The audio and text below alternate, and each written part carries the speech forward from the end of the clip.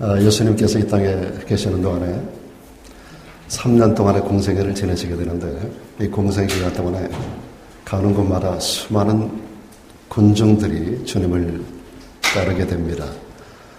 대단히 파퓰러하게 주님 가는 곳마다 수많은 군중들이 따릅니다. 가는 곳마다 수많은 병든 자를 고쳐주시고, 때로는 죽은 자를 살려내기도 하시고, 놀라운 기사와 이적들을 일으키는 가운데서, 그리고 그분의 모든 말씀들은 권세 있는 새 교훈이었기 때문에 수많은 사람들이 그 말씀을 들으면서 너무 엄청난 매력을 느끼게 되고 주님을 따르는 군중들이 늘어나게 됩니다. 그래서 주님을 따르는 자들이 제자 아니겠습니까? 그래서 주님의 제자가 되기를 원하는 그런 많은 사람들이 있었던 거예요. 그런 가운데서 어느 날 우리 주님께서 길을 가는데 세 사람이 주님에게 와서 주님의 제자가 되기를 그 의사를 밝히는 장면을 오늘 본문에 함께 나누기를 원하는 이야기입니다. 첫 번째 사람이 주님에게 와서 주님 어디로 가시든지 저는 주님을 따르겠습니다.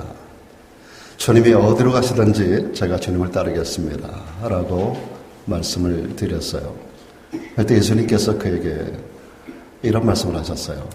너 나 따르기를 원하지만 한번 생각해 보면 좋겠어. 여우도 굴이 있고 공중에 새도 집이 있지만 인자는 말이야 나를 따르는 너희 또한 그런 모습이 되어야 할 터인데 머리 둘 곳도 없도다라고 말씀을 하십니다. 여러분, 공중에 새도 집이 있어요. 여우도 굴이 있어요. 편안하게 쉴 수 있는 그들의 안식처를 이야기하는데 예수님 말씀하시기를 인자는 머리 둘 곳이 없다라고 말씀하시는 거예요. 이 말씀은 나를 따르는 데는 많은 어려움이 있다라고 하는 것을 말씀해 주는 것입니다.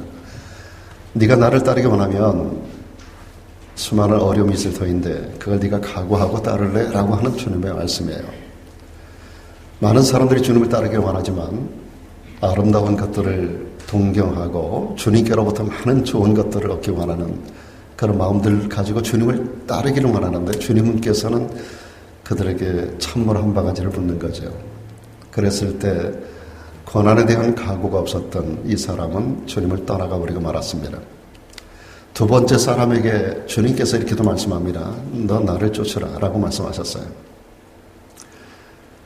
그랬더니 이 사람이 주님에게 이런 말씀을 하십니다. 나로 먼저 주님을 따르기 전에 먼저 가서 내 부친을 장사하게 허락해달라고 부탁을 드립니다. 이 말은 지금 아버지가 돌아가셨다는 말이 아닙니다. 우리를 성경으로 볼 때는 지금 아버지가 돌아가셨으니까 돌아가신 아버지 장사 지내는 게 당연하지 않겠어요? 그런데 그런 의미가 아니라 원어를 보면 아버지가 돌아가실 때까지 기다렸다가 아버지가 돌아가시고 나면 그리고 나서 장사 지내고 내가 주님을 따르겠다라고 하는 그런 의도를 이야기하는 겁니다. 그래서 먼저라는 단어가 굉장히 중요하게 부각이 되고 있습니다. 내가 먼저 주님을 따르긴 따르겠는데 먼저 아버지 돌아가실 때까지 기다렸다가 아버지 돌아가시고 나면 그때 따르겠습니다라고 하는 말을 하게 됩니다. 세 번째 사람이 주님에게 주여 내가 주를 쫓겠나이다마는 나로 먼저 내 가족을 작별케 허락해달라고 하는 세 번째 사람도 똑같은 비슷한 유형의 이야기를 합니다. 주님, 제가 주님을 쫓겠습니다. 따르겠습니다. 그런데 나로 먼저 내 가족을 작별케 허락해 달라고 하는 것입니다. 이 말은 이런 사람은 가족을 만나게 되면 마음이 바뀔 사람입니다. 이 사람도 결단력이 부족해서 예수님의 제자가 되지를 못하는 이 세 종류의 사람을 오늘 본문에서 등장시키고 있습니다. 결국 이 세 사람은 주님을 따르는 예수님의 제자가 될 수 없었다라고 하는 이야기의 결론입니다. 이 세 종류의 사람, 이런 마음을 가지고 이런 종류의 사람들은 주님을 결코 따르는 제자가 될 수 없어. 그런 표현이 오늘 본문 전체가 우리에게 주는 교훈입니다.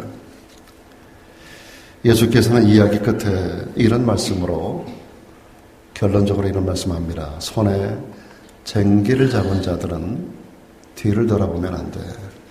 손에 쟁기를 잡고 뒤를 돌아보는 자는 하나님 나라에 합당하지 않아 라고 말씀하십니다. 우리 그리스도인은 그리스도를 따르는 사람입니다. 그리스도를 따르는 사람을 오늘 이 말씀 속에서 예수님께서 손에 쟁기를 잡은 자라고 말합니다. 손에 쟁기를 잡은 자는 농사하는 농부입니다. 밭을 가는 농부가 손에 쟁기를 잡고 좌로나 우로나 치우쳐서는 안 되고 뒤를 돌아봐서는 안 되는 거죠. 오늘 주님께서는 이 말씀을 하고 있습니다. 뒤를 돌아봐서는 안 되고 좌로나 우로나 살펴서는 안 되고 똑바로 밭을 갈아야 된다라고 하는, 밭고랑이 꾸불꾸불해서는 안 된다라고 하는 그런 교훈을 주님께서 주고 계신 것입니다. 오늘 우리는 연중에 1년의 모든 행사를 결산하고 또 새로운 사람을 세우고 또 새로운 1년을 계획하는 정기사무철회를 우리가 맞이하게 됩니다. 이제 우리가 새해를 이제 한 달 정도를 지나가고 있습니다만 우리 교회 자체로서는 1년 동안의 결산과 새로운 계획을 하는 날이 바로 오늘인데, 오늘 새롭게 우리가 임명이 되고 새로운 한 해를 우리가 준비하는 과정 가운데서 주님께서 우리들에게 하신 말씀, 너희는 쟁기를 손에 잡은 농부야 라고 말씀하고 있는 것입니다. 그래서 우리가 쟁기를 손에 잡고 이제 이 한 해를 어떻게 하면 좋겠는가를 주님께로부터 교훈을 받기를 원하는 것입니다.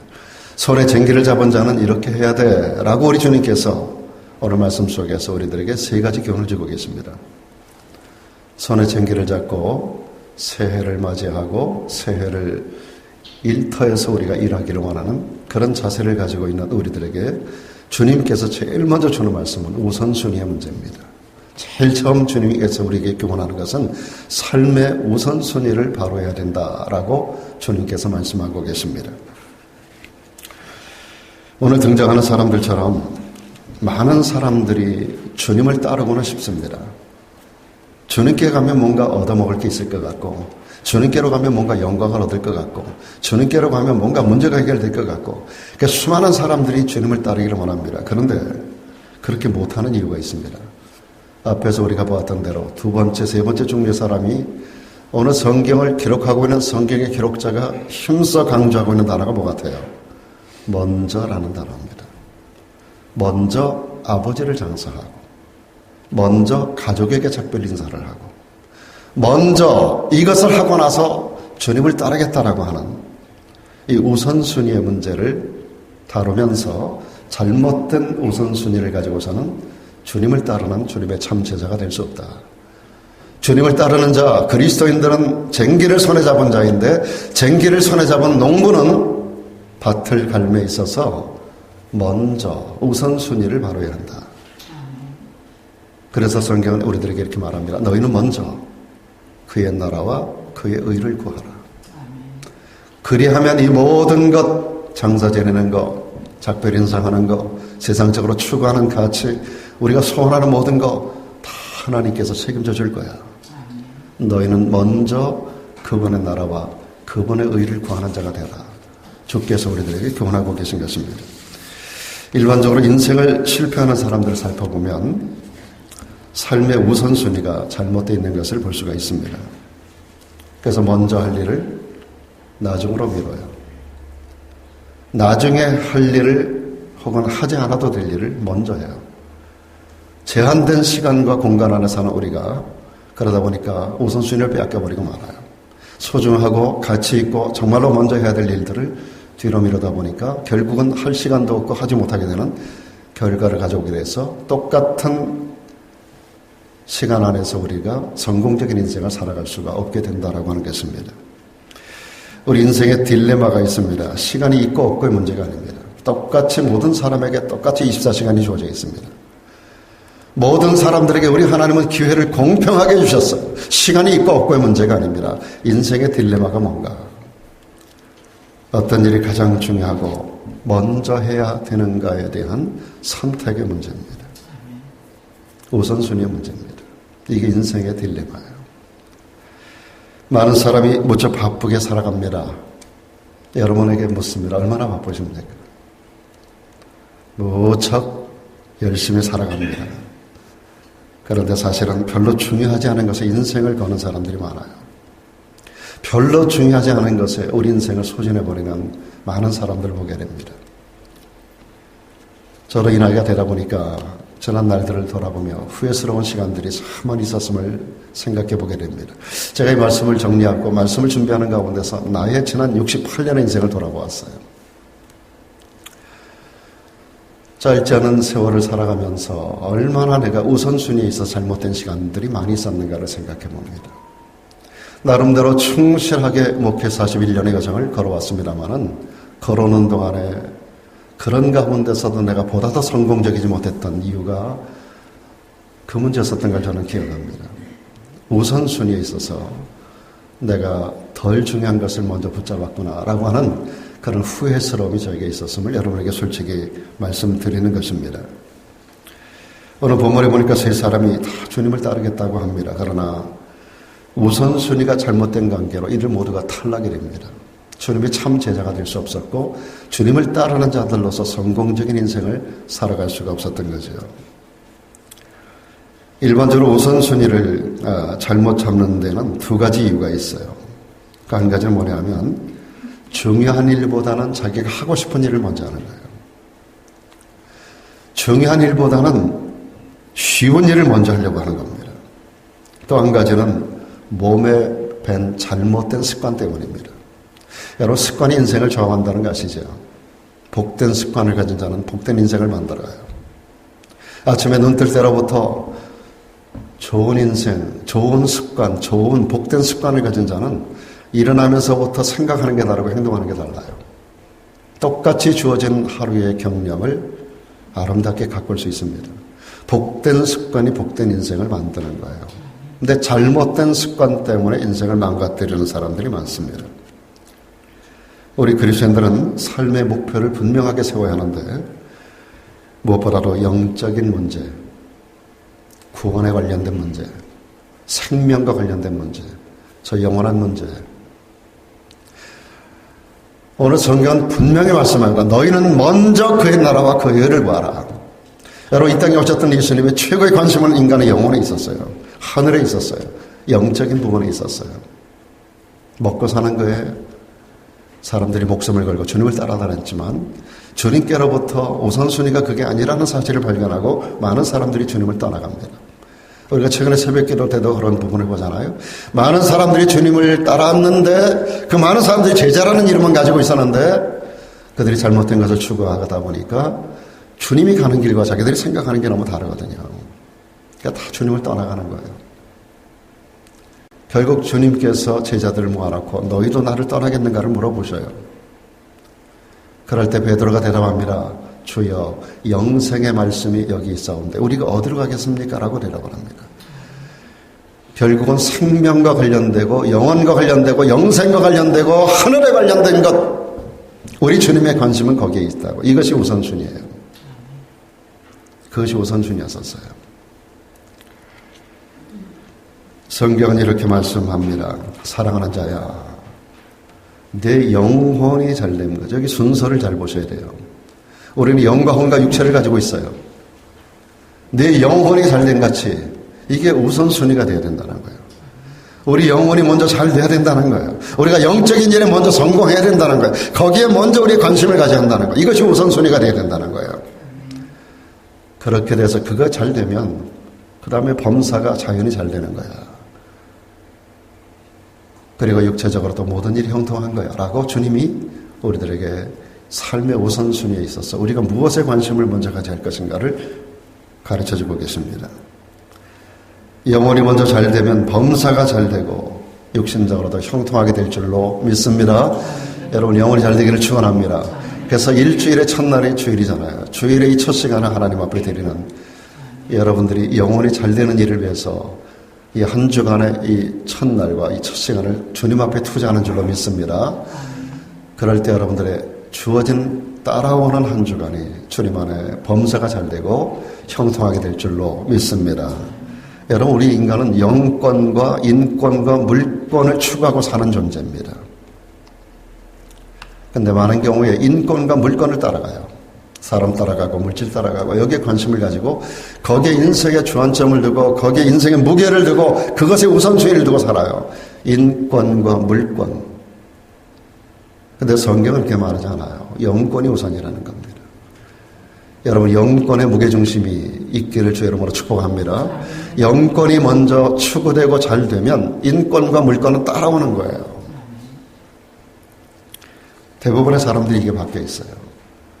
범사, 영육, 강건 이런 것을 먼저 추구해요. 영혼에 별로 관심이 없어요. 인권, 물권 이런 데만 먼저 관심을 가지고 있어요. 영권에는 별로 관심이 없어요. 이 우선순위가 바뀌기 때문에 인생이 공허한 인생이 되고 말고 인생이 바람잡는 인생이 되고 마는 것입니다. 여러분 솔로몬 같은 위대한 지혜를 가진 사람도 인권과 물권을 중시했었어요. 그가 가진 지혜를 가지고 영권을 먼저 소유하고 그것을 먼저 우선순위를 두지 않았어요. 그때 인생 말년에 그는 그렇게 말합니다. 헛되고 헛되며 헛되고 헛되니 모든 것이 헛되도다. 내가 해 아래서 바람을 잡는 것과 같아도다. 여러분 인권을 따라가고 물권을 따라가면 바람 잡는 것 같은 인생을 사는 거예요. 여러분 바람은 잡은 것 같은데 아무것도 남는 게 없어요. 바람을 잡으면 손에 바람이 남아 있습니까?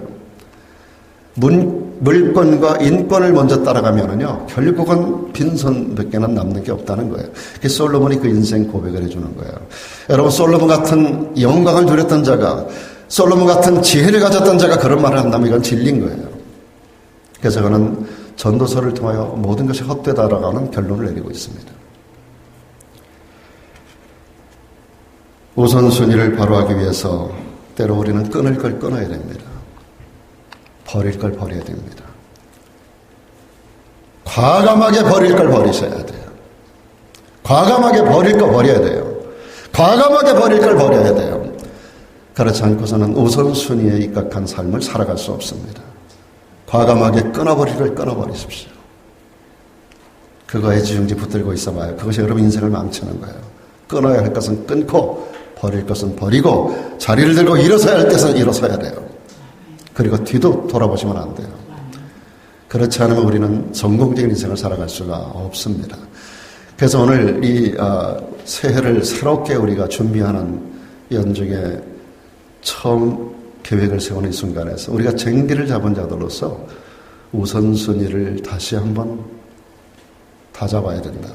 주께서 이것을 첫 번째 교훈으로 주고 있어요. 두 번째 주님 주시는 교훈은 집중적으로 노력해야 한다는 교훈입니다. 집중해야 된다는 거예요. 손에 쟁기를 잡은 사람이 뒤를 돌아보고 좌우를 살펴볼 필요가 없습니다. 여러분 비 온다고 비를 피하면 안 돼요. 그러면 농사 제대로 할 수 없어요. 비 맞아야 돼요. 바람 불면 피하면 안 돼요. 그 역경을 통과해야 돼요. 그래서 열심히 밭을 갈아야 풍성한 수확을 거두게 되는 줄로 믿습니다. 비가 오지만 지나갑니다. 바람이 불지만 이 또한 지나가는 거예요. 할렐루야. 비 온다고 피하고 바람 분다고 도망가고 언제 밭 갈고 언제 농 갈고 언제 일할 거예요. 비 오면 비를 맞는 거예요. 바람이 불면 그냥 뚫고 나가야 되는 거예요. 그래야 그에게 주어진 똑같은 시간 안에 그런 결실할 수 있는 근거를 준비해 나가는 것입니다. 뒤를 돌아본다는 것은 마음이 분열되는 거예요. 마음이 두 마음을 품는 거예요. 성경은 두 마음을 품는 자들에게 정함이 없는 자라고 그랬어요. 정함이 없어요. 이런 사람은 의심이 많고 집중력이 없는 사람입니다. 이런 사람이 절대로 성공할 수가 없다라고 하는 거죠. 여러분 소돔과 고모라 성의 멸망을 잘 아시죠? 소돔 고모라 멸망의 땅에 거했었던 누가 있었죠 거기? 아브라함의 조카 롯이 살고 있었어요. 롯에게는 기회가 주어졌습니다. 롯이 의를 추구했던 사람이었어요. 멸망의 날에 그에게 기회가 주어집니다. 그 성을 떠날 것을 명령하시는데 천사를 통하여 명령될 때 이런 명령을 했어요. 돌아보지 마라. 가다가 들에 머무르지 마라. 저 앞에 보이는 성 향해서 소알성을 선택을 했습니다. 소알성을 향하여 달려가라. 가다가 뒤돌아보면 안 돼. 들에서 머무르면 안 돼. 피곤하다고 중단하면 안 돼. 무슨 소리가 나도 뒤쳐다보면 안 돼. 과거의 일에 연연하면 안 돼. 옛날에 좋았던 사람들 얼굴 떠올리면 안 돼. 앞을 향해서 성경적 신약적으로 뭐예요? 믿음의 주 온전히 계시는 예수, 믿음의 주 온전히 계신 예수를 바라보고 달려갈 길을 달려가는 집중하는 믿음, 그런 사람이 신앙으로 성공하는 줄로 믿습니다. 여러분, 로데처는 가다가 삼삼하니 옛날에 붙잡았던 것들 자꾸 생각나고, 같이 놀았던 남자들 생각나고, 자꾸 옛날에 즐거웠던 거 생각나고, 뒤를 잠깐 돌아보다가 소금 기둥이 되어버리고 말았어요. 저는 그 현장을 갔다가 참 놀라운 섭리를 보았어요. 로데처가 소금 기둥이 됐을 만한 그 지역 전체가 완전히 소금산이 되어버리고 말았어요. 그 여인만이 소금 기둥이 되고 끝난 게 아니에요. 그 지역 전체가 소금산이에요. 제가 그 소금 일부를 뜯어온 게 있습니다. 사랑하는 여러분, 나 하나가 잘 되면 주변 모든 사람들에게 선한 영향력을 나타내요. 근데 내가 소금 기둥 같은 저주받은 자가 되면 주변 전체가 함께 저주받는 것을 볼 수가 있습니다. 여러분, 복된 인생이 되셔서 많은 사람을 복되게 하는 성공적인 성도가 되기를 주의 이름으로 축복합니다. 열왕기상 18장에 보면 여호와 하나님의 선지자였던 엘리야와 바알신의 선지자 450명이 영적 전투를 벌이는 장면이 나와요. 이때 수많은 이스라엘 백성들이 군중으로 올라와 있습니다. 거기에 왕도 있었고요. 그리고 이스라엘 많은 군중들이 올라와 있습니다. 그들은 여호와 하나님 앞에서와 바알신 앞에서 머뭇거리고 있었습니다. 누가 과연 하나님인가? 누가 과연 참신인가? 그럴 때 머뭇거리는 그들을 향하여 엘리야가 불벼락을 내려요. 불호령을 내려요. 뭐라고 얘기합니까? 너희가 어느 때까지 그 두 사이에서 머뭇하겠느냐? 어느 때까지 두 사이에서 머뭇거리고 있겠느냐는 거예요. 여호와가 하나님이면 여호와를 쫓아라. 바알이 하나님이면 바알을 쫓아라. 결단하라. 오늘 한국 사회가 전 세계 모든 정치권이 다 그렇게 갈라져 있는 것처럼, 사랑하는 여러분, 모든 사람들은 성향이 분명해야 돼요. 저는 과거에 이명박 대통령 됐을 때 참 이명박 대통령 저는 존경했어요.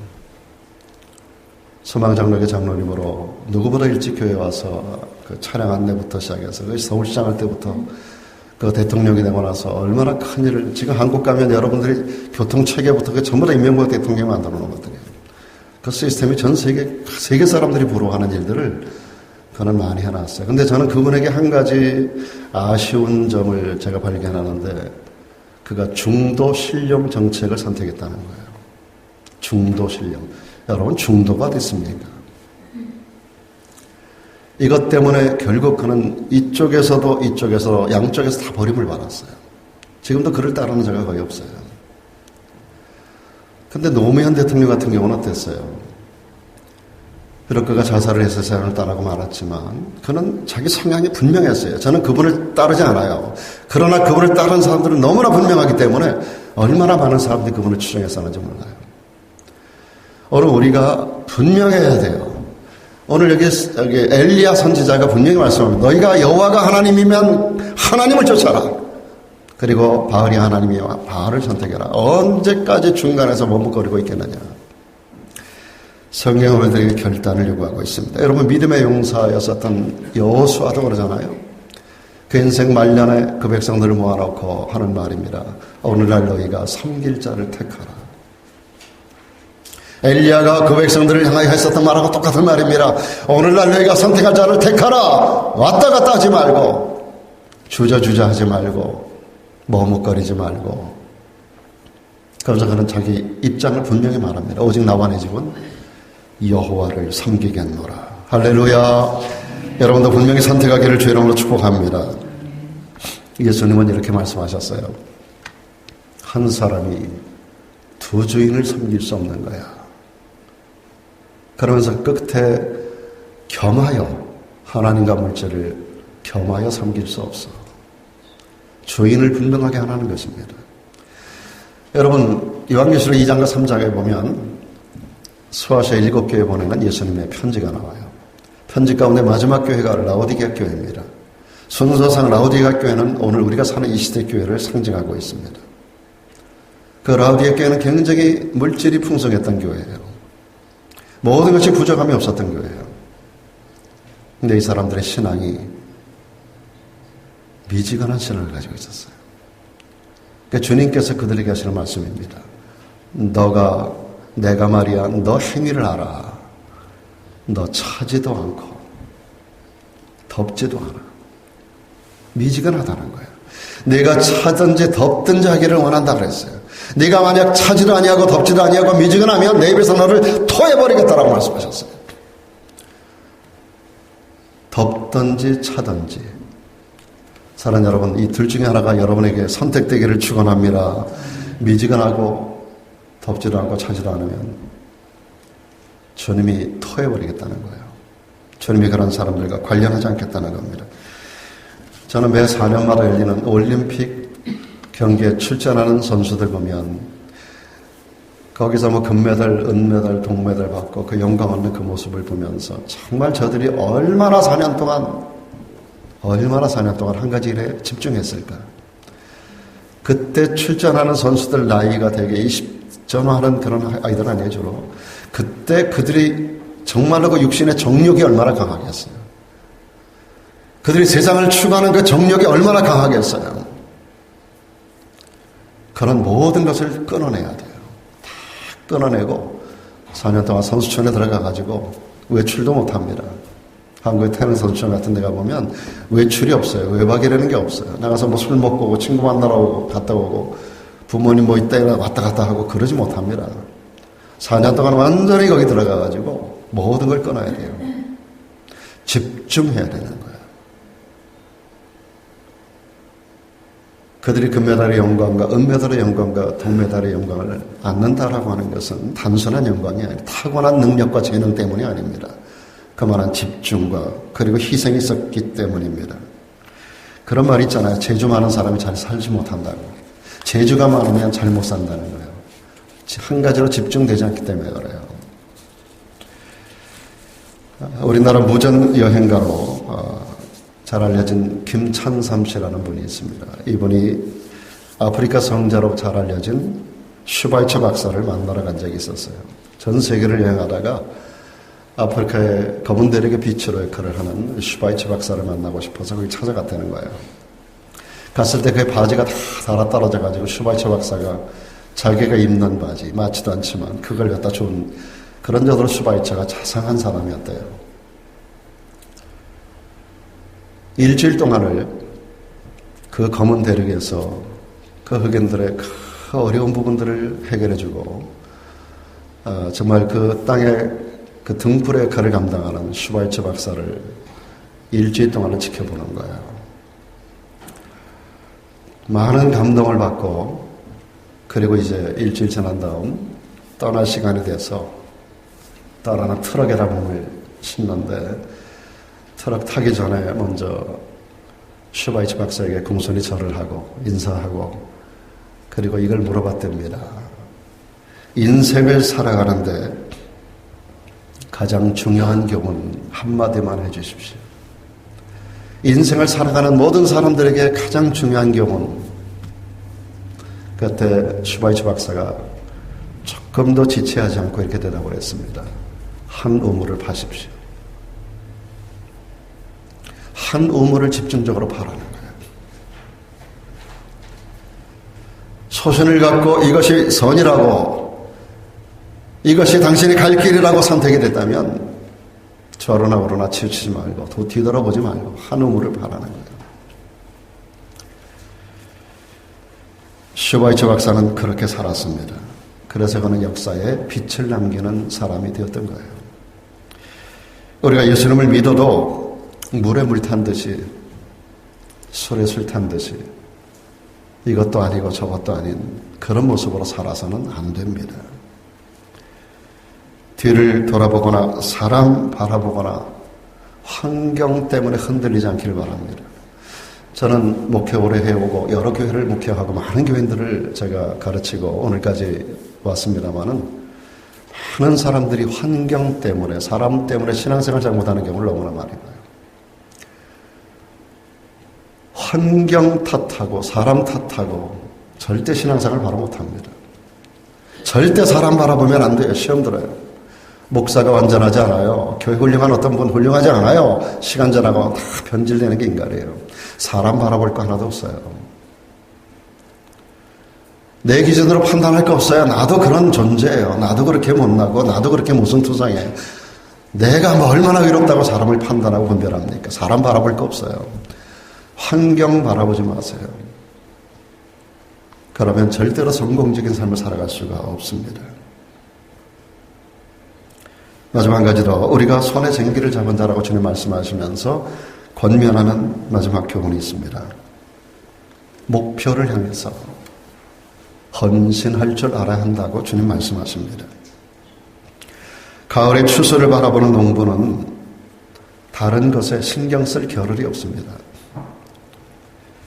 여름 동안 열심히 땀 흘려 수고할 뿐입니다.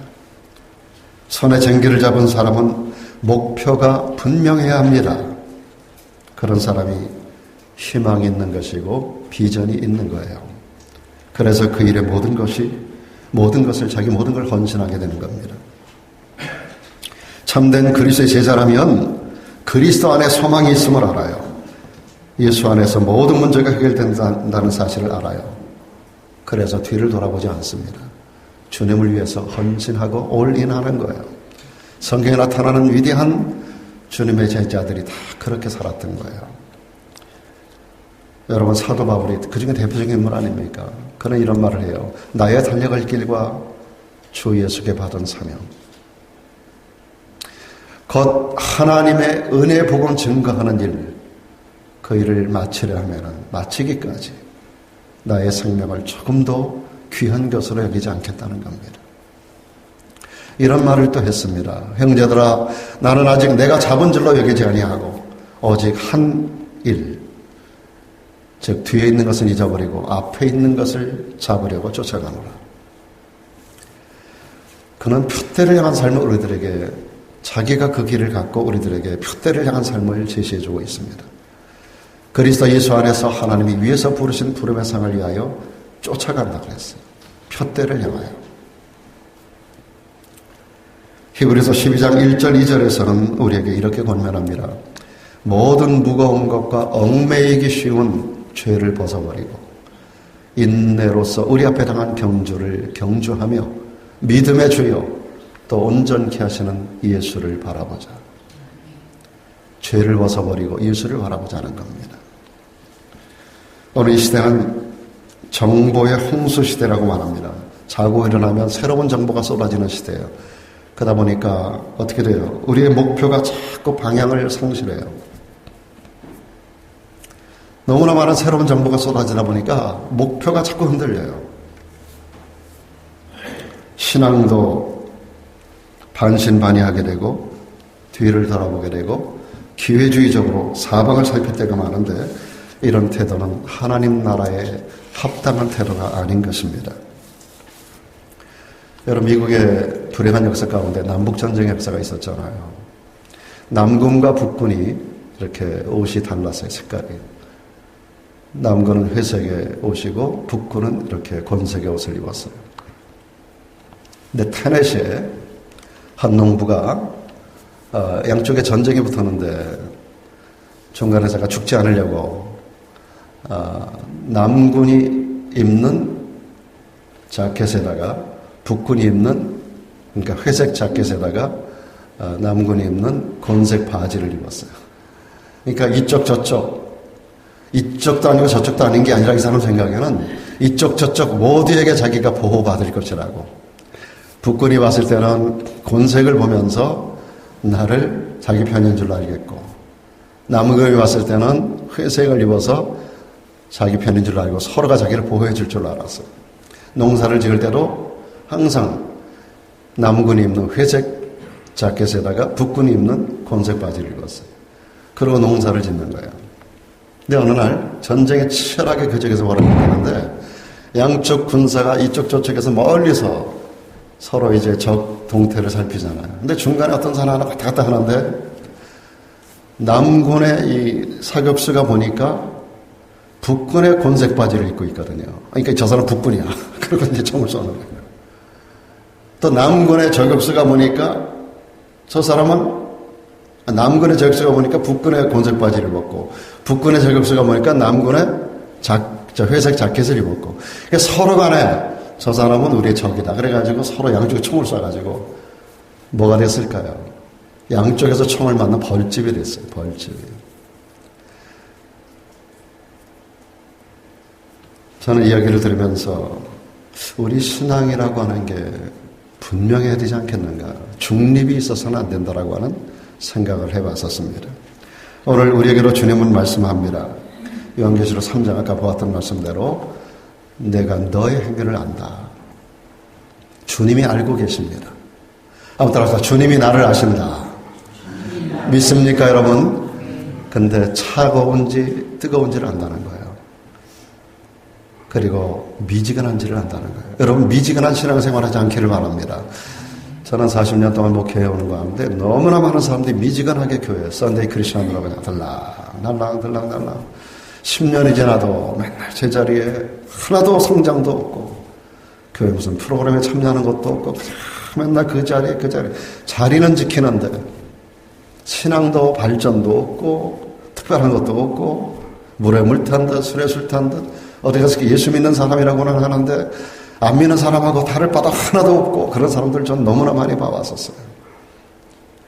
이 지역은 교회가 하나밖에 없어서 다행입니다만은 교회가 복수로 있는 지역 가면 맨날 이리 돌아다니고 저리 다니고 그냥 이 교회 저 교회로 돌아다니고 특별히 이민교회들이 얼마나 교인들이 이동이 심한지 몰라요.